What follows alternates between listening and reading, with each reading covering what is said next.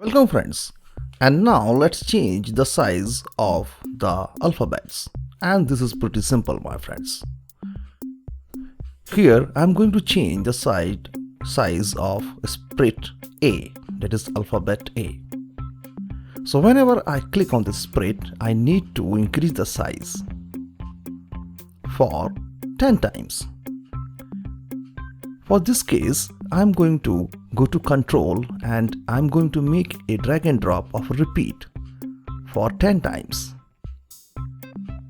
And inside this repeat loop, it is also known with the loop, we were going to repeat the change of the size for 10.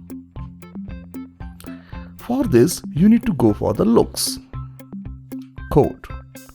Inside the look, you need to search for change size by 10 and just add this particular code inside the repeat loop. Now when I click on it, it will change the size by 10 as you can see it. But when I click on it, it is increasing the size. This is not good. So what I am going to do, once it is increased the size by 10, I need to decrease it back. And this can be done by logically using one more repeat loop.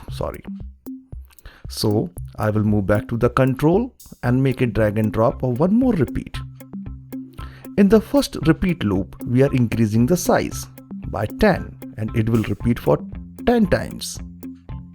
Now here I'm going to repeat once again for 10 times, but decreasing the size with -10. And now let's run it.